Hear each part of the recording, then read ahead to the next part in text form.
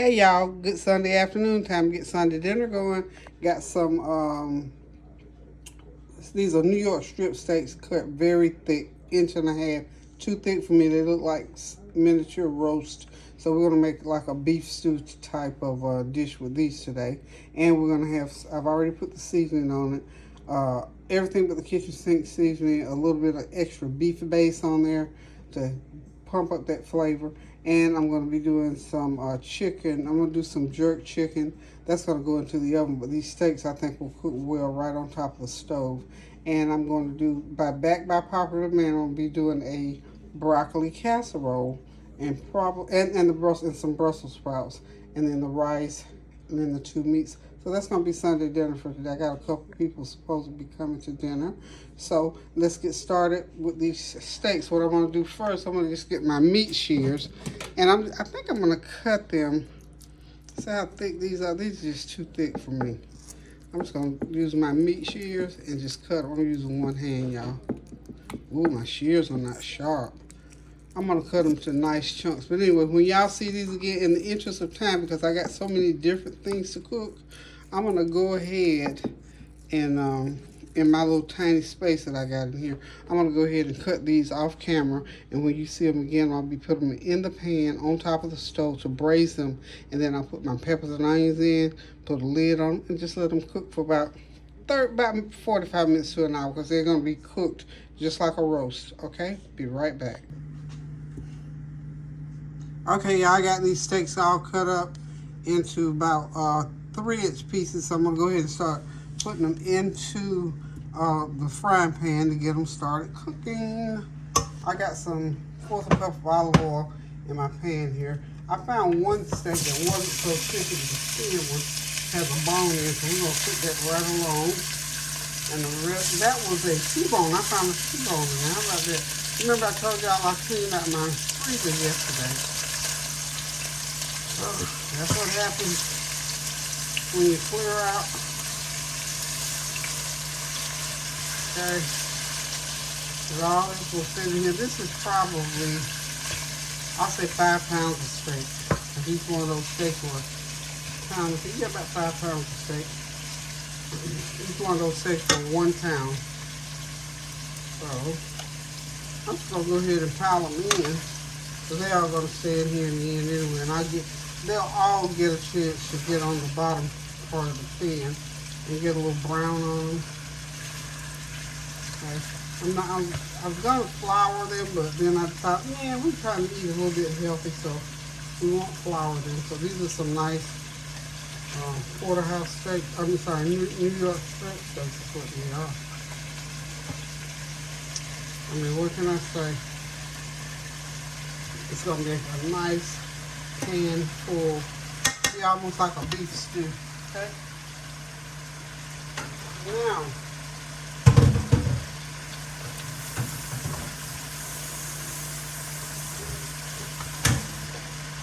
it's going to take about 15 minutes for this process, so they got to cook.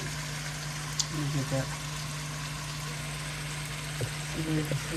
That pan is full, so it'll take about 15 minutes to get them each one braised into that olive oil. So we will be right back and get the rest of it going on. So the next process after this first 15 minutes, we'll go ahead and get some peppers and onions in there, put a lid on it, and just let them cook. Remember, this cookware will cook on top of the stove just like it does in the oven, because when I put the lid on, it's going to seal in. It's almost like a pressure cooker. So, and yes, indeed, this is going to be a big dinner, pretty much.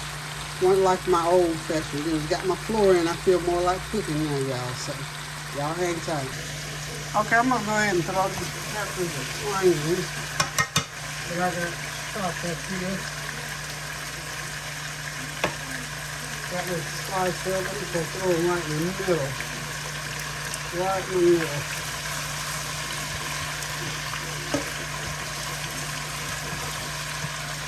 Just because I want them to be sauteed along with this meat, get that flavor in there on them. Okay? Got those going. Now, put a little bit of seasoning. Remember, everything has to be seasoned unto itself. Alright.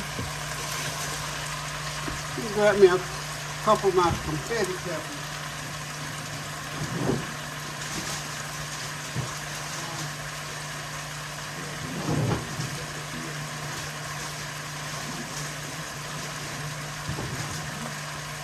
I don't know why I don't remember those to begin with for color, y'all.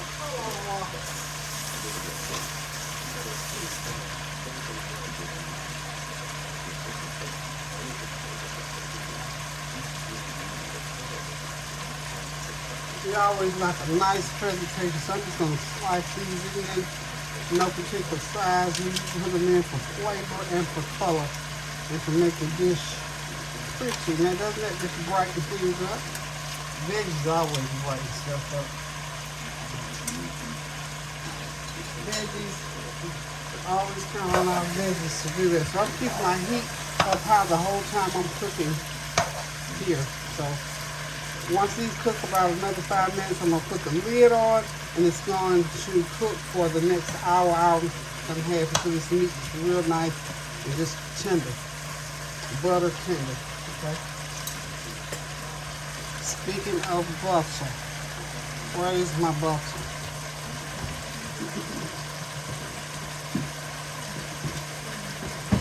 Oh, I'm not forget, I got to put some of my fresh garlic mix on there as well.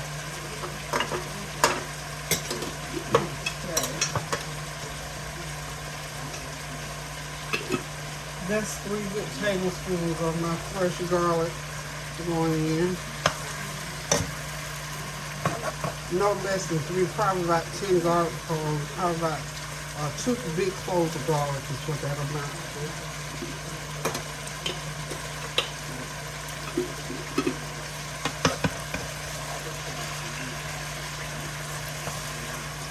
Make sure I get that all mixed in really good, because when I put the lid on, I don't want to have to take that lid off anymore until it's done, y'all.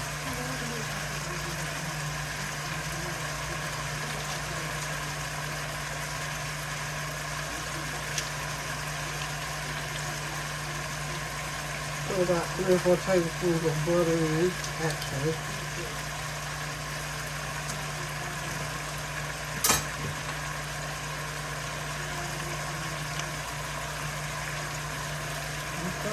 That was good. That's just a little bit more of,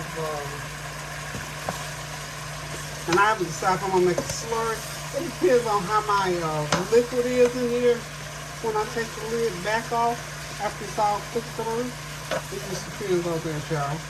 So I don't have any broth in here right now. The only thing I got going on right now is a little bit of olive oil and the butter.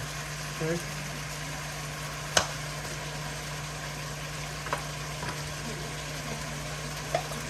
Now I'll put another teaspoon of mine. I got some beef bouillon seasoning over here. So drop in a teaspoon. When I make the slurry, I may have to add a little bit more. Okay. Couple teaspoons of black pepper. Okay. We about ready to get that lid going. That butter has created a butter. See that butter sauce? This is what I wanted. This is why I put the butter in. See that? That's what I want. Right there. And this I keep losing the name. See all that nice butter sauce in there? That's why I'm saying I don't want to make make a gravy. I want to kind of cook it down. See how it's making its own little gravy. And if it was tender, I could leave it right there, but it's not tender yet. It's going to be so wonderful when it finishes cooking. So what I'm going to do now, and I'm planning, it's not supposed to make a whole lot more water. It's supposed to vacuum seal, and this is supposed to cook down just like a gravy in there. See that? Let me show y'all that. And the only way you're going to get this, y'all, you have to be patient, and you have to watch it. See there? How it's making its own gravy? Okay. Now what I'm going to do, I'm going to go ahead and put my lid on. I'm going to turn my heat down to low. This is supposed to seal and cook this meat to perfection in about an hour. So, what I was going to do, okay, I'm going to go ahead, do a little switcheroo, and get my chicken ready. So, we'll be right back.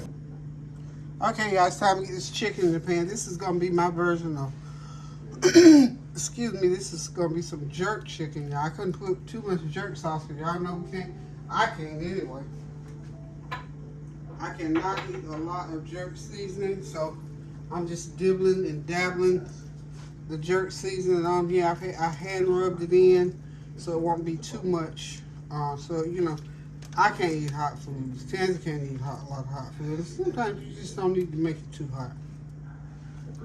So, anywho, here we go. We're going to go ahead and get the chicken in the pan because what I'm going to do with it, now this chicken is going to actually go into the oven. So, let me get my little shaker pot because I'm going to shaker some more seasoning on here once I get it in. I got drumsticks and thighs, okay? So we're going to go ahead with the drumsticks first and just get them into the skillet like so. You'll see what I'm doing here shortly. I think I probably got 20 pieces maybe.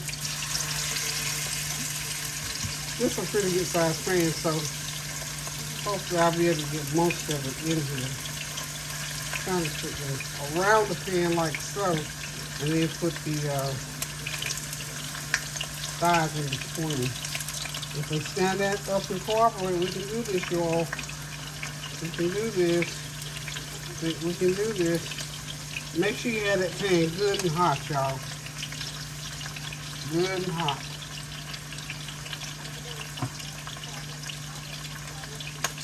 Okay. I don't know what y'all got on the horizon today, but I hope it's something good, something tasty. If you're fixing it, I know it's got to be tasty. If you're fixing it, we're sure it's tasty. If you're going to use your cooking tips that we've been going over, for the last, 5 years we've been doing cooking tips here? Y'all got this, y'all got this, y'all got this. Trying to put them every other because the thighs are sort of smaller than the legs are. So we're going to get them around here like so. This is so everything will fit into the pan. There we go. We got everything in the pan now. So this is going to take about 15 minutes for this process here.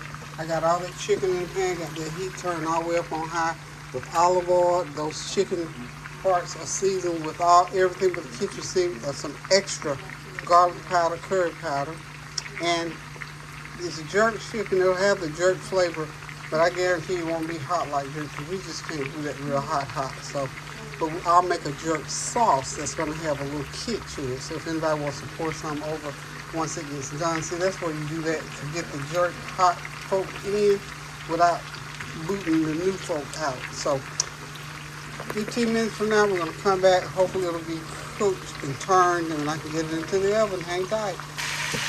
Okay, so after about 3 or 4 minutes, go ahead and start turning your chicken because remember it's cooked on high, and you don't want it to burn. You just want it to brown up a little bit. So just make sure you keep it turned, keep it rotating, keep it turning until you start to get a little brown on every single solitary piece. See how that piece is browning up nicely there? You want to get it back the other side, turn over, get it under there. There we go. And like I said, this takes about 15 minutes for you to turn everything and let every side get a little brown on it. And keep it up on high now. If you don't keep it on high, it's going to get a lot of condensation in there. We don't want that at this point. Okay? All right. It's rolling, y'all. It's rolling about 5-6 more minutes. Okay, y'all. This is good enough right here to go ahead and put it into the oven. I'm going to cover it, and it's going to go into the oven for 1 hour, okay? Cover it. I want to put it into the oven because I need my surface space up here. And let's look at the Yeah, that beef, see how it's cooking right along? Oh yeah, it's rolling. Okay, so we'll be back when this all gets done. We're gonna, next up though, I'm gonna go ahead and we'll do the broccoli casserole. For some of y'all that saw it the day before yesterday might not have seen it. I'm gonna go ahead and demo it here. And then we'll do the Brussels sprouts, steam some rice, and this meal is done, y'all. Except we just gotta let it cook. Okay, y'all, this chicken is ready to go into the oven. I pulled off about that much broth to make my make a little dipping sauce on the end, because I'm gonna put these in the oven uncovered. So they've been on top of the stove now about 30 minutes. If you see what's on there in the bottom of that pan, I want that to bake on there. I want that to glaze on. So I'm gonna make sure they're well coated, and then I'll keep a little bit out and make some hot sauce. But these are just normal, so they're about halfway done. You know how people say, well, my children always say, oh, you got all wet meat, so I'm going to dry this up a little bit, okay? So we're just going to put it into the oven and let it bake, and it'll start to glaze. I'm going to put it in at 375 for right now, and then later on I'll probably put it on the broiler and let it dry on up a little bit more, but I need to cook some more now, so hang tight, we'll be right back. Hey, y'all, look how that meat is cooking up its own gravy. I'm going to go ahead and put some of these little potatoes in. Y'all know I love these little creamier potatoes, so we're gonna drop a few of those in. Just drop them right on in on top of the meat, okay? And let them cook, okay? We'll be back. Okay, we're getting down to brass tacks on this meal. So I've already started my broccoli. Norrick and Kyla were FaceTiming with my phone. I was looking all over the kitchen for my phone. Kids. Anyway, we're going to come back, so I just got to do the broccoli casserole and the Brussels sprouts, and I'm going to make a little cornbread. Everything. Oh, I got to do the rice too as soon as I get done with this broccoli casserole. So I got 2 1-pound packages of broccoli in my pan. I got a stick and a half of butter, 1/4 of a cup of sour cream, and 1/4 of a cup of cream cheese. And today, you know, I had to have a secret weapon. Ta-da! What? Cream of chicken soup. Okay. Extra added flavor, y'all. Okay. Get all my goodie out of the pan. Okay.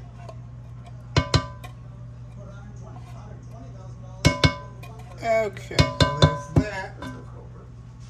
Now, I've got this is 2 cups of milk and 4 eggs in here. I'm putting in there, okay? And, oh, I forgot my flour. I forgot to say flour. I also put a couple. Y'all, I'm sorry. I don't know if I missed the whole thing or half of the thing. But anyway, this is the broccoli casserole. This is 2 pounds of, almost 2 pounds of broccoli, 2 cups of milk, 3 cups of sharp or mild cheddar cheese, either one, 1/4 of a cup of sour cream, 1/4 of a cup of cream cheese, stick and a half of butter, and just mix it all together. I didn't put any salt in here because I put all those dry seasonings, and with the cheese, it should be okay.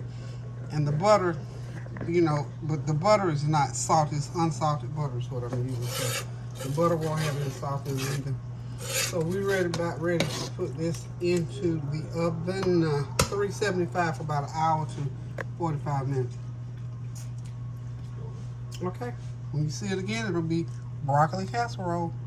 It is Brussels sprouts time, y'all. So we're gonna go.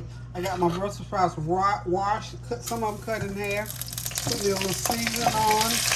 Get into my butter, my brown butter. Start out with butter, you know, and olive oil.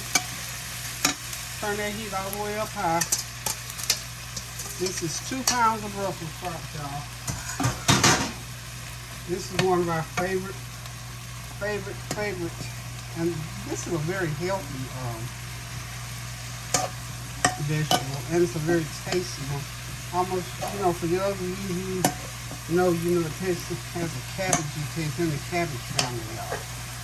Brussels sprouts in the cabbage family. Okay, and I'm going to slice an onion in there. Give it a little extra pizzazz. Add a little something to it. Because usually, I used to cook my Brussels sprouts with my potatoes, but I put the potatoes into the meat today. So the Brussels sprouts don't need to feel left out and left alone. So I'm going to give them a little onion today. Boost that flavor and make them part of the meal. So I hope y'all got something going on the stove now, because I've been rolling, y'all. This is one of those, let's see, prepping my meat, it took probably 45 minutes to prep my meat, get it cleaned up, seasoned and all that, 45 minutes. And then prepping everything, I'm going to say prep time was probably an hour to hour and a half. And then the other couple hours is cook time. So we're still doing cook time. So I started cooking right at 1 o'clock. So this meal's going to take approximately 4 hours to cook. It has a lot of moving parts, as I said earlier. Lots of moving parts. So we're just going to let these Brussels sprouts go ahead and do what they do. Takes them about 20 minutes to cook.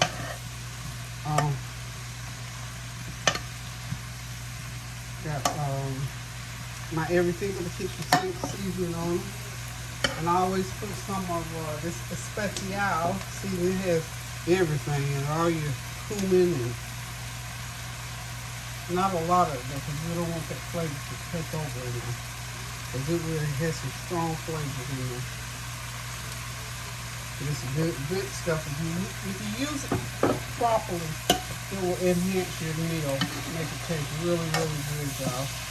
So the next thing after I get these Brussels sprouts in full swing, I just need to get my rice going, and I'm gonna make some corn muffins. And that's a good thing because next week I'll be making stuffing. So if I have any corn muffins left over, and I do have a few left from the week before last, I think, but I want some fresh ones for today. I'll put them in the fridge and leave them till time to make my stuffing for Thanksgiving. So we'll let these Brussels sprouts do their thing here for about 20 minutes, and I think they'll be ready. Alrighty, y'all. Oh, I forgot my garlic. Got to put the garlic in. Couple tablespoons of garlic to help boost that flavor. Right. Y'all, fresh garlic, you just can't beat the aroma coming off of that with these Brussels sprouts. So I'm going to stick the lid on them and let them steam up, and they'll be ready in a few. Okay, y'all, for this amount of food, I'm cooking 4 cups of rice. Okay, so we got the rice on. We cook the rice just right off the top of our head. Get that rice going.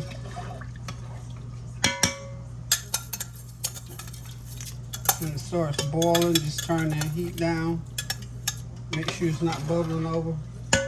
Cover it and just cook it for about 15 minutes. It's going to take 15-20 minutes to cook a good pot of rice once you get it cooked.